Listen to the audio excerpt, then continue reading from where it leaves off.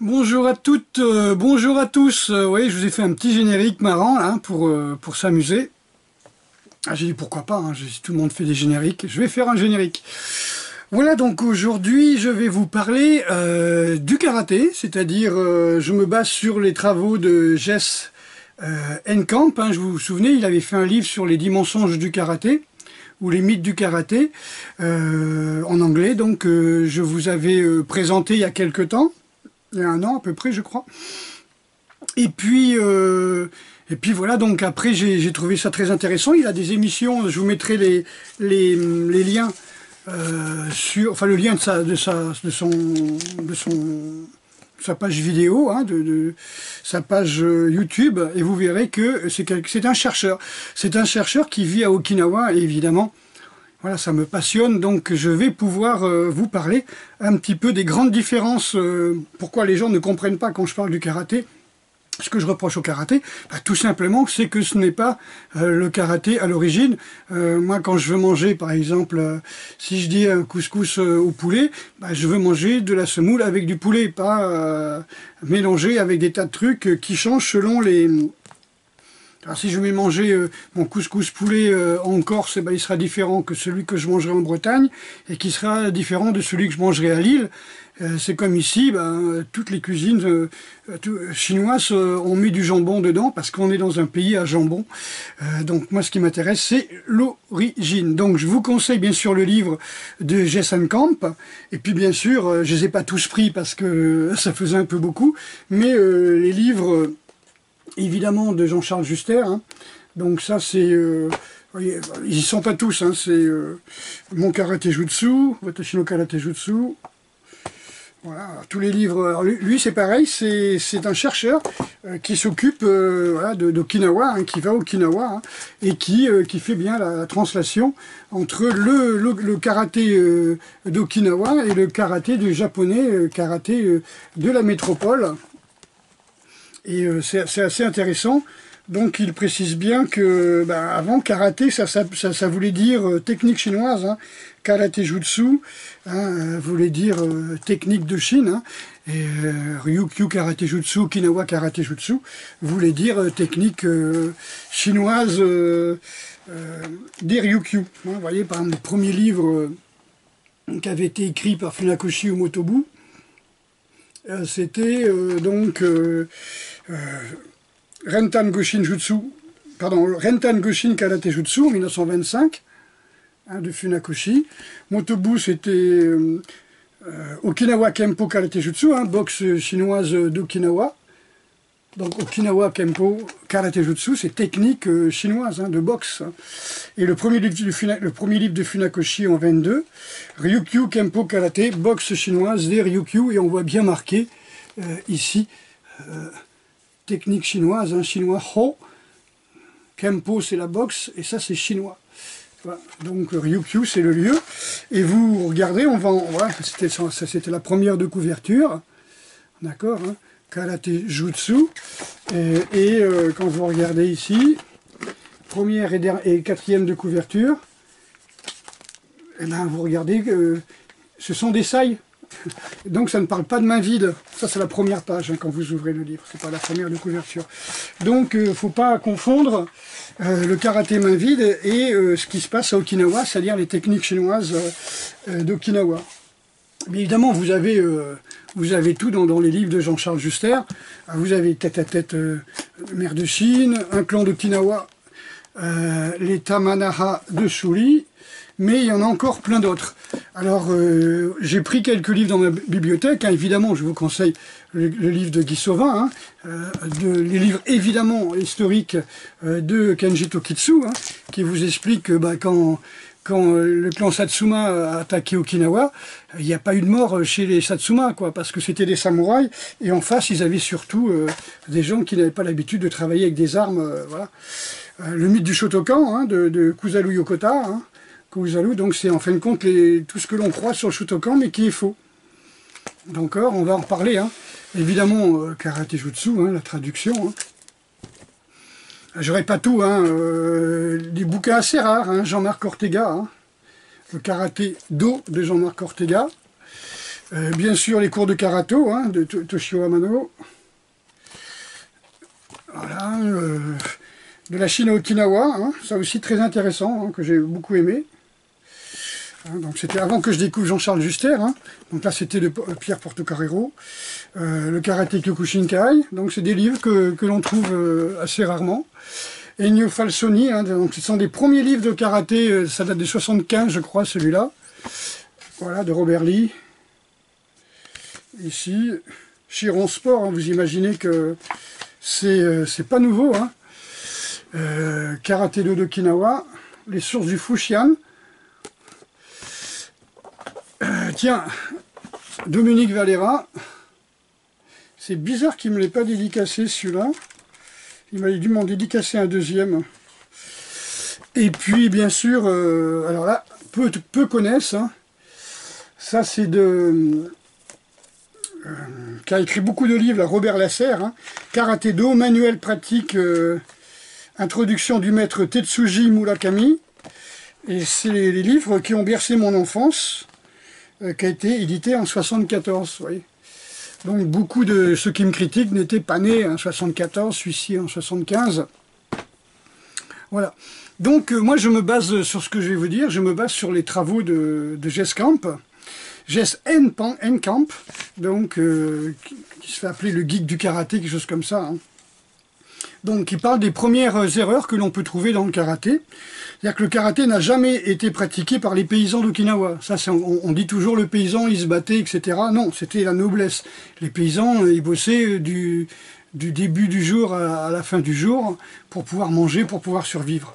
Après, c'est vrai qu'à un moment, quand les Satsuma ont envahi Okinawa, ils ont supprimé certaines castes et les nobles se sont retrouvés à vivre dans les villages où il y avait les paysans, mais ce n'étaient pas des paysans. Hein. Ça me fait penser aux guerriers japonais que l'on retrouve à Iga, et qui sont des jisamouraïs, des samouraïs de campagne. Vous voyez. Le karaté n'est pas réservé aux mains nues. Le mot karaté signifie, à l'origine, technique chinoise. Voilà, donc effectivement, comme je vous l'ai dit, quand vous regardez le premier livre qui parle de karaté, vous voyez des sai. C'est-à-dire qu'à Okinawa, quand vous apprenez le karaté, eh bien dans le dojo, vous avez des sai, vous avez des bâtons, vous avez des nunchaku, chose que j'ai jamais vue dans les dojos pratiquement en France. Parce qu'on fait du karaté français et pas du tout du karaté d'Okinawa. Attention, là je parle d'Okinawa, hein, je ne parle pas du Japon, hein, du karaté japonais.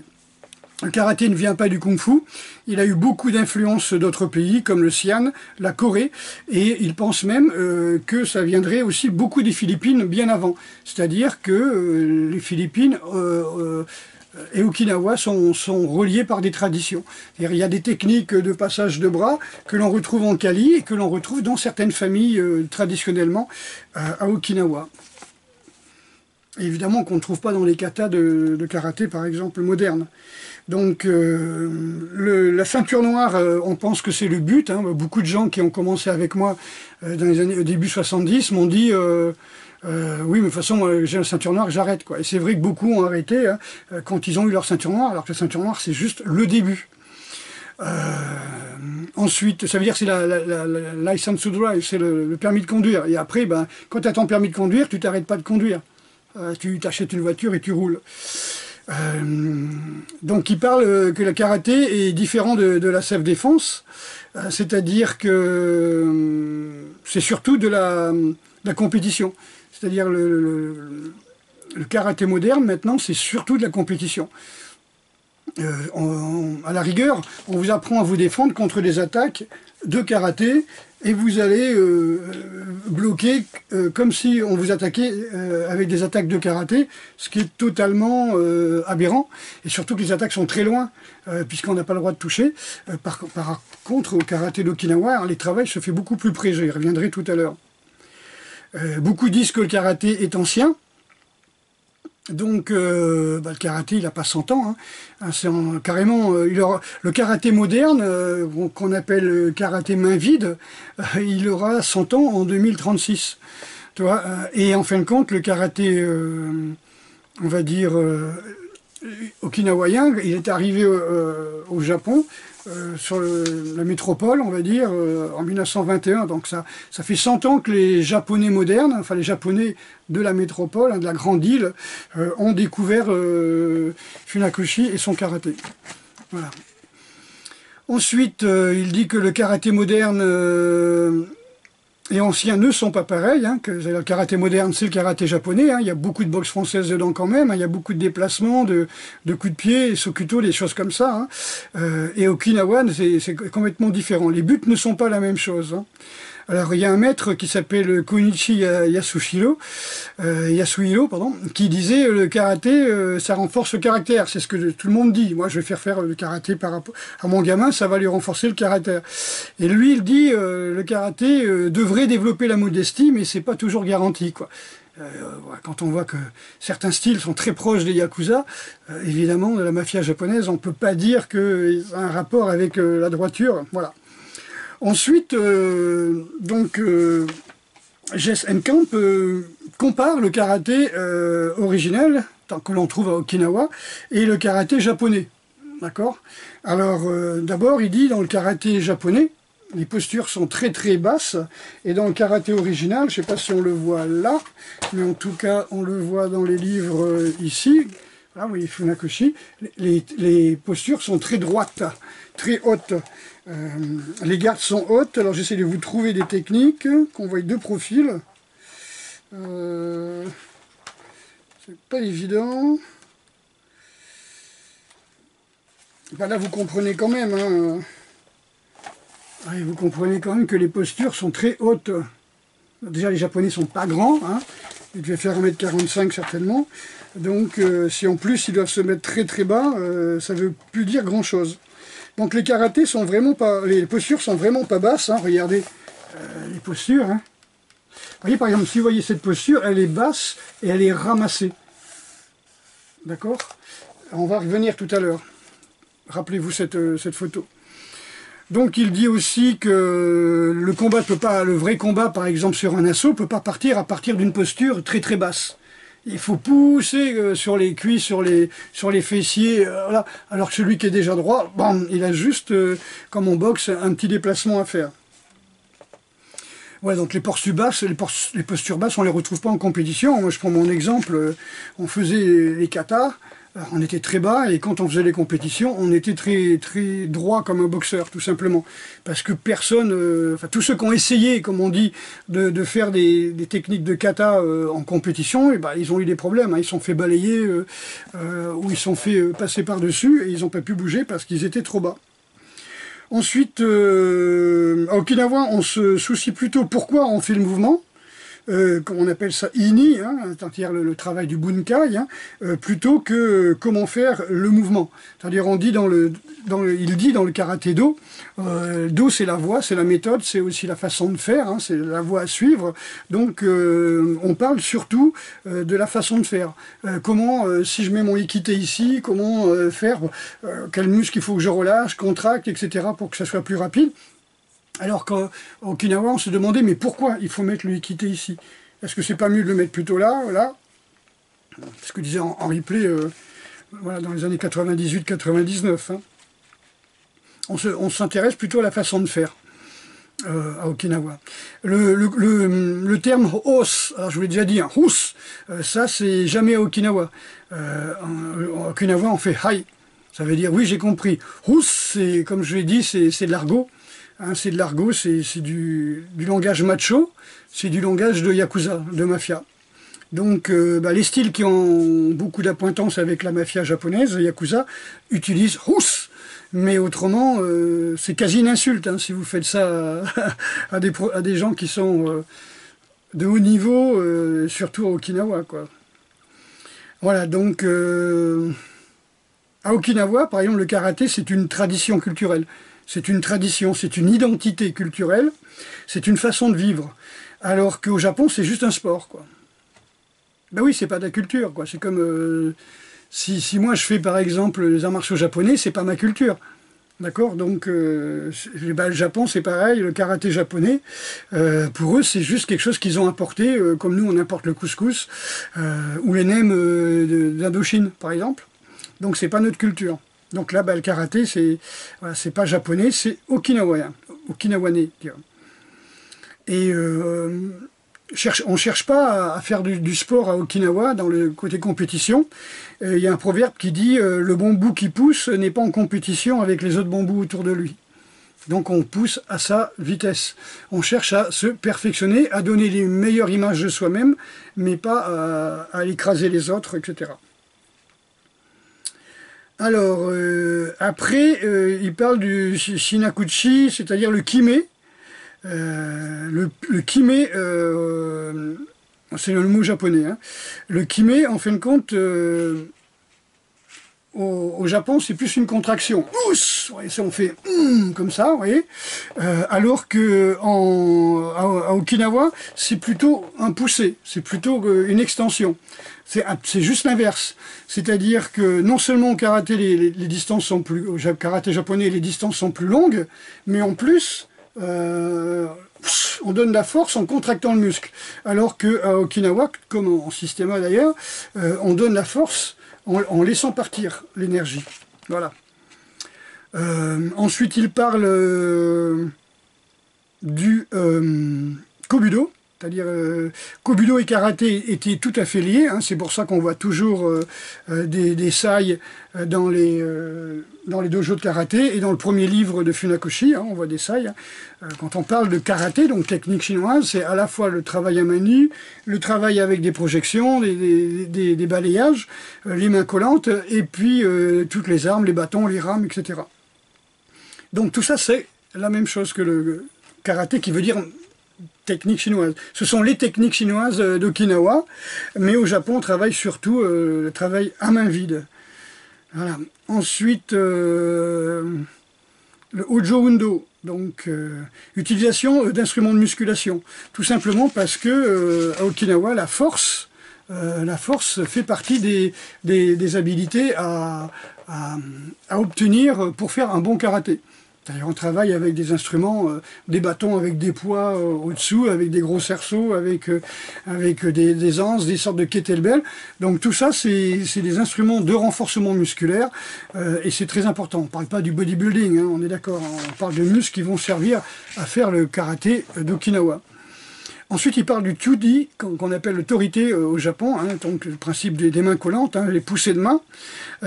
Tout simplement parce qu'à Okinawa, on travaille beaucoup avec des distances courtes, assez haut de corps, avec des distances courtes. Alors qu'au Japon, le karaté japonais, on est relativement loin, et quand on va frapper, on retient. Puisqu'on est en kime, on est en contraction. Donc on retire le point, je l'ai déjà montré plusieurs fois. Ensuite, il parle que moins c'est mieux, c'est-à-dire que l'entraînement en cours individuel, c'est la logique hein, à Okinawa, c'est la base. C'est-à-dire qu'on a beaucoup plus d'entraînement en cours individuel que les cours de masse. Les cours de masse, c'est surtout au Japon. Depuis que le karaté est arrivé dans les années, on va dire, 30 au Japon, que c'est passé dans le domaine universitaire, où il y a eu des cours dans les cours de l'université. Ce qui a créé, comme il dit, des exagérations de mouvements. Alors je vous ai parlé du mouvement où on voit Funakoshi qui est comme ça, hein, vous vous souvenez? J'espère pouvoir vous le retrouver, mais sinon je vous en retrouverai d'autres, hein, où on voit des mouvements complètement tu vois, proches du corps. Hein, tu vois, c'est-à-dire que le mouvement se fait comme ça, et après vous avez les mouvements qui vont se faire comme ça, très, très grands, pour que le professeur qui est sur l'estrade et qui montre les mouvements, puisse le montrer au dernier qui est au fond là-bas parce qu'il y a 200 élèves. D'accord? Donc c'est un petit peu comme le théâtre hein, où les gens vont exagérer les gestes et les expressions pour pouvoir toucher les gens qui sont au fond de la salle. Donc quand le mouvement il est comme ça, pour que la personne au fond voie, on va faire des mouvements comme ça. Voilà, donc ça crée des exagérations dans les katas. Voilà, donc il dit à Okinawa, 10 élèves, 15 élèves, c'est le grand maximum. Il y a souvent des cours Isshin Enshin, comme ça, vraiment, qui sont des cours individuels. Après, il parle de l'esprit du dojo. Il disait quand tu arrives dans un dojo au Japon, tu as l'impression que tu vas mourir. C'est-à-dire que les gens, et toi, ils crient, le type il est par terre, il est figé, il est bloqué, parce que leur principe, c'est, tu as l'impression que tu es là pour tuer ou être tué, quoi. Hein. Champ de bataille, n'oubliez pas que ça a été, ce karaté-là, du fils Funakoshi, a été enseigné à la Kempeitai, c'est-à-dire la Gestapo japonaise, et au kamikaze. Donc, c'est pas pour rien, hein, c'est le karaté qui a été élaboré en temps de guerre. Bon, vous me direz, devant les chars lance-flammes ou les mitrailleuses, ça sert à rien. Mais, voilà, c'est le côté agressif, violent, que je reproche. Donc, voilà. Donc, et puis, alors, l'esprit carré hyper strict, hein, par exemple, le cours, c'est de 7h à 7h30. Ça commence 7h, on ferme les portes, hop, on salue, et puis on fait le cours, on termine, on salue, et puis on ouvre les portes. Personne n'aura l'idée de venir sinon en retard. D'accord. Alors qu'à Okinawa, un petit peu comme je vois en Russie, ou parfois au Japon chez Maître Hatsumi, qui travaille à l'ancienne, c'est-à-dire que si la personne elle peut venir après son travail, eh ben, le cours commence à 20h, il arrive à 20h15, c'est pas un problème. Il arrive, il salue le tatami ou l'hôtel, et après il s'entraîne avec les gens qui sont là. C'est beaucoup plus familial, beaucoup plus... on va dire, sain, dans le sens où tu rentres pas dans ce dojo en disant on va me casser en morceaux, on va me faire mal, je vais ressortir avec des blessures, je vais devoir taper pour prouver que je suis efficace. Voilà. Donc, il n'y a pas du tout ce principe hyper agressif à Okinawa, beaucoup plus familial. Regardez les vidéos, hein, regardez les vidéos des maîtres d'Okinawa, quand ils parlent avec des élèves qui viennent de l'étranger, par exemple. Évidemment, si vous regardez les cours japonais, etc., les cours d'Okinawa, où ils vont faire des démonstrations, évidemment, ils vont se japoniser pour les Japonais. Mais voilà, il faut regarder le côté familial. Et puis, vous avez le principe que dit toujours notre ami Jess Enkamp, il dit le karaté japonais crée des très bons techniciens qui sont obsédés par la forme. Kata, forme, carré, psychorigide, vous voyez. Alors que le karaté Okinawa, lui, forme des êtres humains accomplis. Des gens qui cherchent plutôt la manière de faire la plus économique, la plus détendue, la plus efficace, plutôt que arriver à reproduire des formes comme on leur a enseigné, avec le tableau derrière, avec des flèches. Alors il faut travailler comme ça, et puis comme ça, et puis comme ça. Ça, c'est pas du tout le karaté d'Okinawa. Voilà, donc j'espère que vous aurez compris, voilà, donc, quand je parle du karaté, moi je me parle du karaté, quand je parle du bon karaté, je parle du karaté okinawayen, celui qui est à la source, comme je parlerai de la danse bretonne qui est faite en Bretagne, ou la lutte bretonne qui est faite en Bretagne, comparée à la lutte bretonne qui serait faite en Chine, ou en Afrique, ou bien... je sais pas moi, au Japon, au bout de 4-5 générations de Japonais qui apprennent la lutte, vous voyez. Donc pour moi, si je veux faire de la lutte bretonne, je vais en Bretagne. Si je veux faire du karaté, j'irai à Okinawa. Voilà, c'est juste un petit détail. Le karaté japonais, c'est sportivisé, martialisé dans le sens carré. Et puis, voilà, ça donnait des très bons techniciens qui vous font des super katas. Voilà. Mais ce n'est pas le karaté des origines, ce n'est pas le karaté d'Okinawa, c'est-à-dire les anciens styles traditionnels. Voilà, donc j'espère que ces petites précisions vous auront aidé à mieux comprendre les différences qu'il y a entre ces deux karatés. Donc je parle sous, on va dire, la férule de Jess Enkamp, c'est lui qui précise toutes ces différences. Il vit à Okinawa, il fait du karaté d'Okinawa, et donc il pratique les kobudo, les sai, les tonfa, les nunchaku. Il a sa chaîne sur YouTube, et je vous mettrai le lien. Je dis pas ous, je vous dis à bientôt.